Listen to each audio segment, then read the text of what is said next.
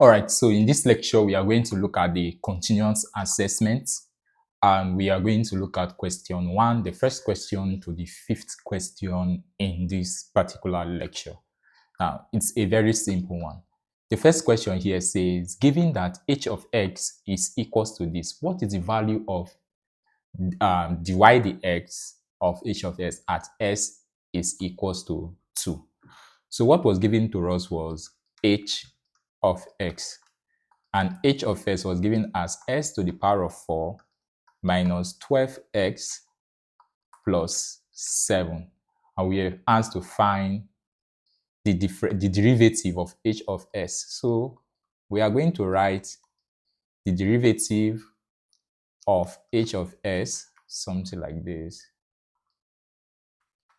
H of x would be equals to, now when you differentiate s raised to the power of 4, now that will give us, use 4 to multiply s, that will give us 4x, then subtract 1 from the power, which is 4s raised to the power of 3, minus, when you differentiate 12, x is going to give us 12.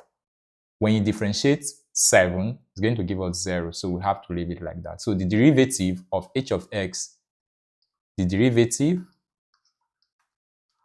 of h of x is 4x to the power of 3 minus 12.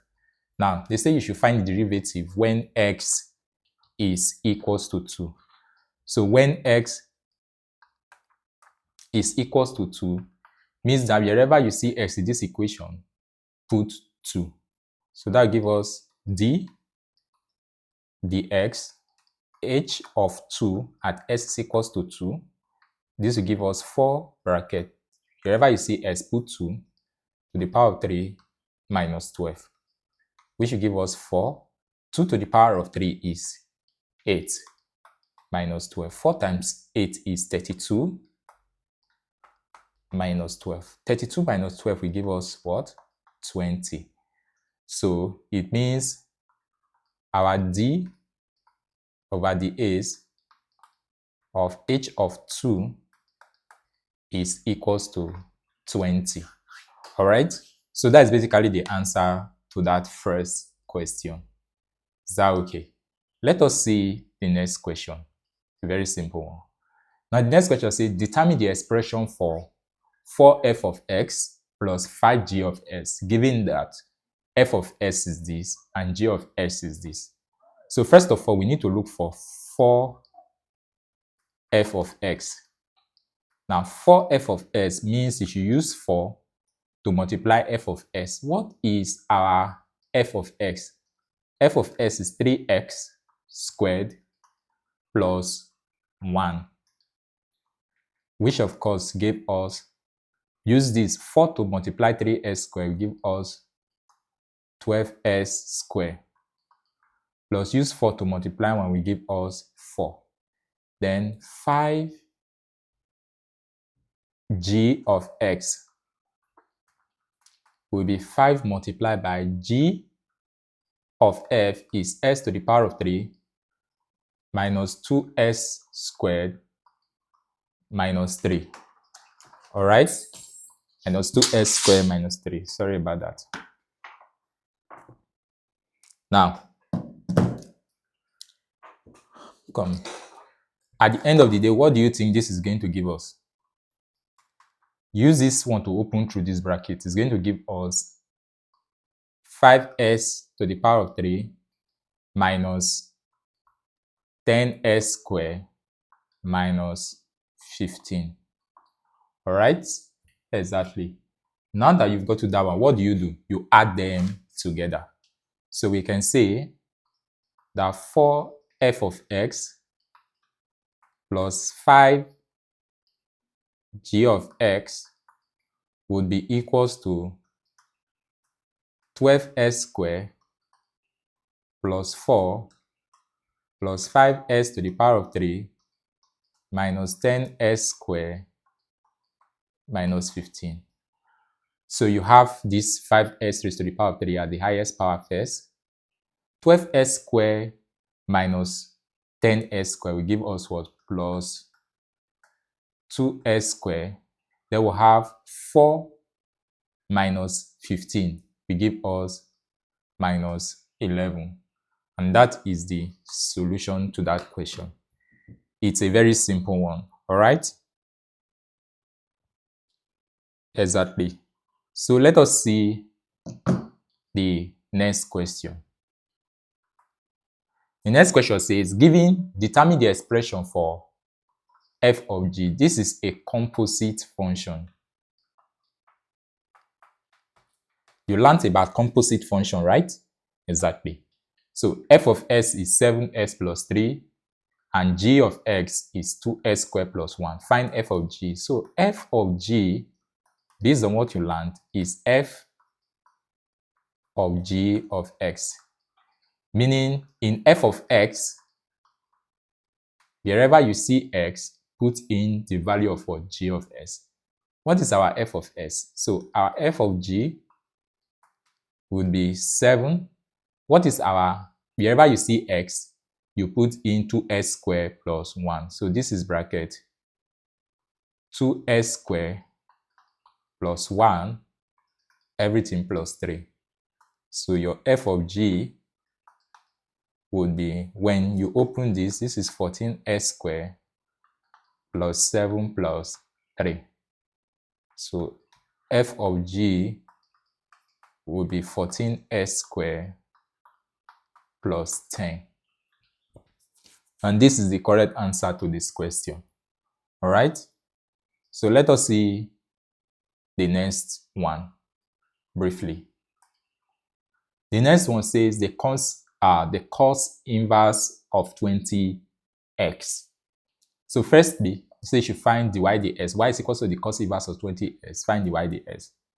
Firstly, you have to rewrite y is what? Cos inverse of 20x.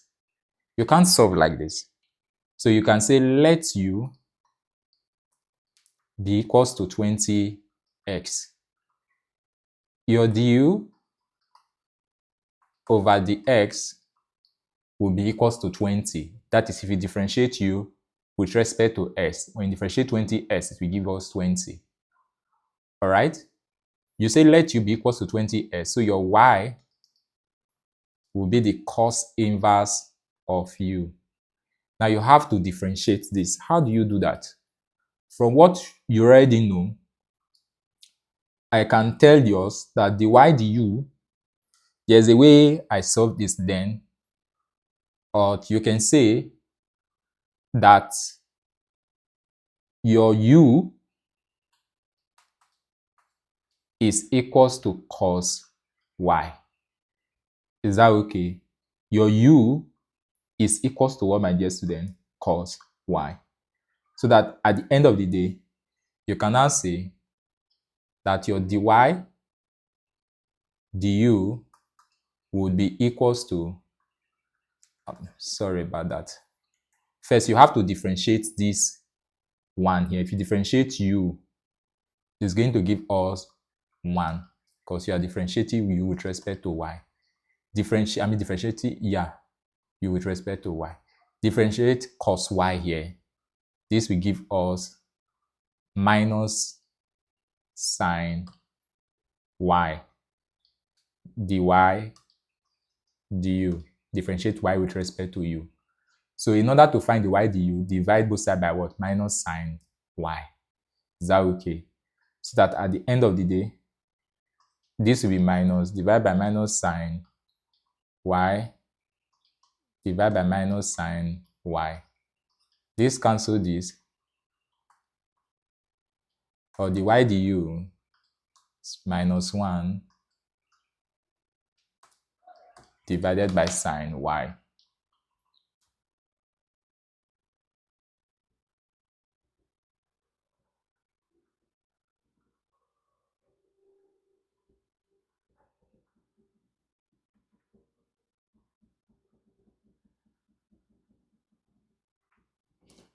All right? So that now, every one of us know that sine square y plus cos square y from trigonometric identity is equals to 1. So for us to find sine y, take this cos y to the other side of the equation. So this will give us sine square y will be 1 minus cos square y. So sine y will be the square root of 1 minus cos square y. Is that okay? So wherever we see sine y, we can put root of 1 minus cos square y. So at this point, when you have dy du equals to minus 1 divided by, in place of this sine y, put in what you have here, which is root of what? 1 minus cos square y. But remember that you said let u be equals to cos y. So wherever you see cos y, you can put u there. Here there's cos y, but it's squared. So here will be u squared. So that our dy du will be minus 1 divided by the root of 1 minus, instead of you writing cos square y, you remember that u is equal to cos y. Because it's squared, here become u squared. So this is our dy du. Is that okay? So our du over the x is 20. Our dy du is minus 1 all over root of 1 minus u squared. All right?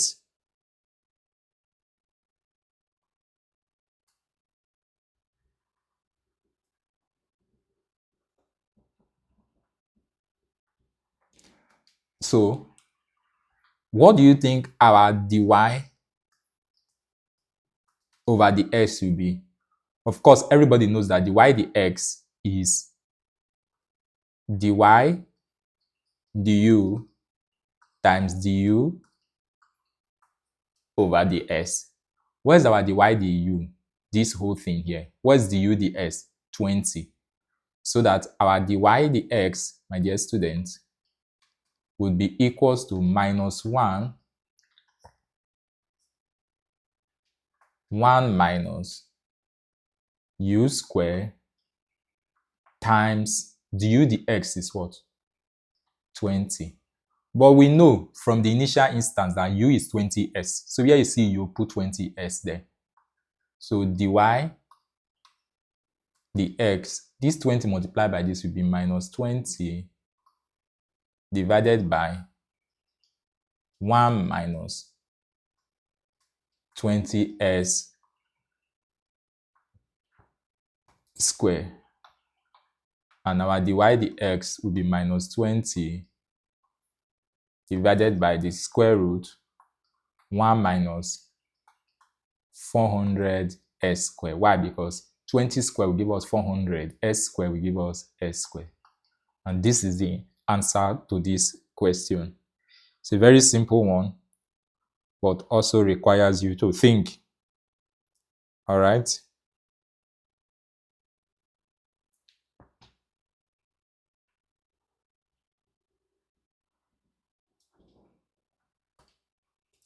Now the next question says, find the third derivative of this function. Y is equals to 3e minus 3x. The first derivative, dy dx, use this minus 3 to multiply this, which will give us minus 9e, then minus 3x. Write it again. Second derivative is the square y all over the s square. Use this minus 3 to multiply this, which will give us plus 27. So here will be 27e minus 3x. And the last third derivative, use this one to multiply this, will give us minus 81e minus 3x. This one is quite an easy one to solve. All right. Now let's look at the next question. This is already number 4. Let's look at number 5. Number 5 says, what is the domain of the function? All right. So when we talk about domain, we are talking about the possible set of values that can go into the function, possible set of inputs. All right. So the domain of this function, because of the square root we have here, this square root here has a clause.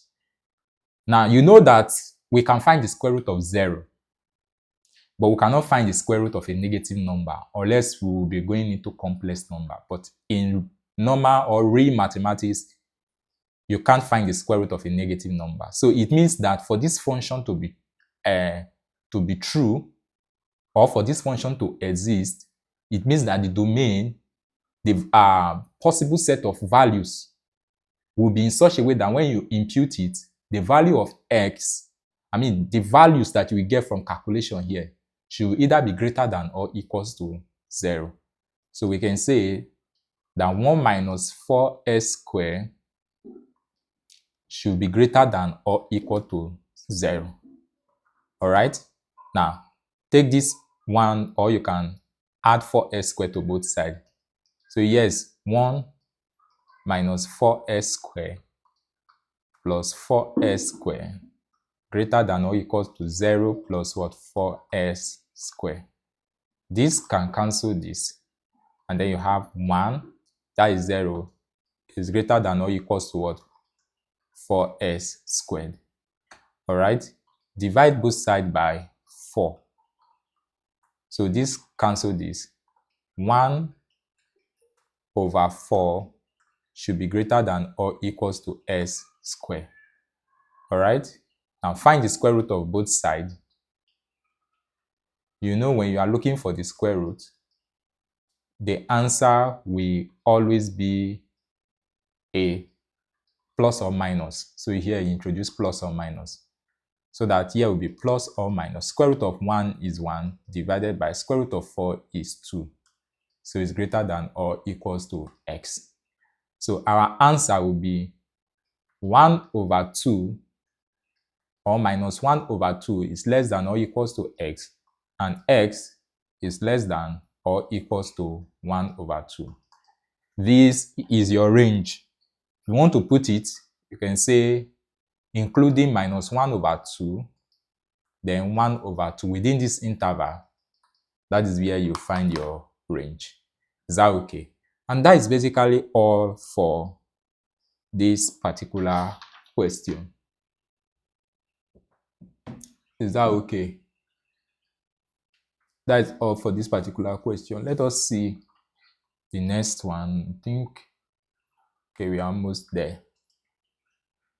Now, this will say, what is the range of the function? Now, the range of this function is all real numbers except 0. That is possible set of output. No matter how you solve this, it cannot give you 0. No matter what you introduce here, this stuff here cannot give you 0. Is that okay? So the range, you just write it. It does not require any solving. Range is all real numbers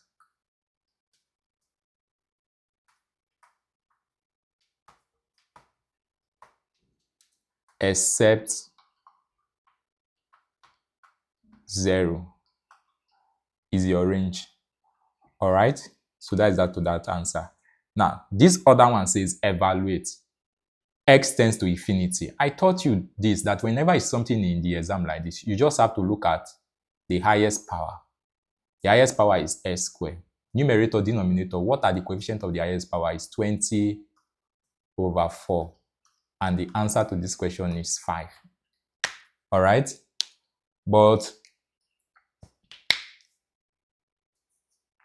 in the exam, you have to solve. So how do we solve something like that? You don't need to solve in the exam, but for your assessment, you have to show.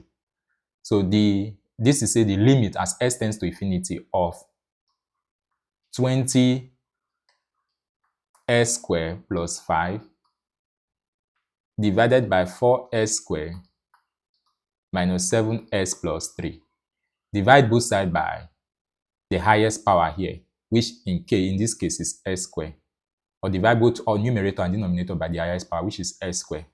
So here become 20s squared divided by s squared plus 5 divided by s squared, all divided by 4s squared divided by s squared minus 7s divided by s squared plus 3 divided by s squared. This cancels this. This cancel this. This cancel this. And this will be 20 plus 5 over s squared divided by 4 minus 7 over x plus 3 divided by s squared. Now you are going to substitute infinity or 0 into this expression rather. So this will give us 20 plus 5 divided by infinity 4 minus 7 divided by infinity plus 3 infinity square. All this will give us 0. All right?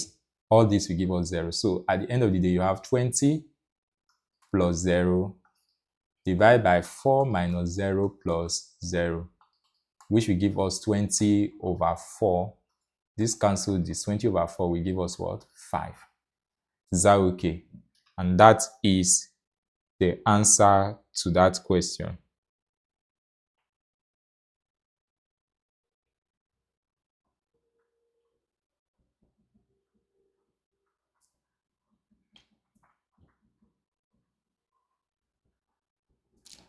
All right, so that is the answer to that question.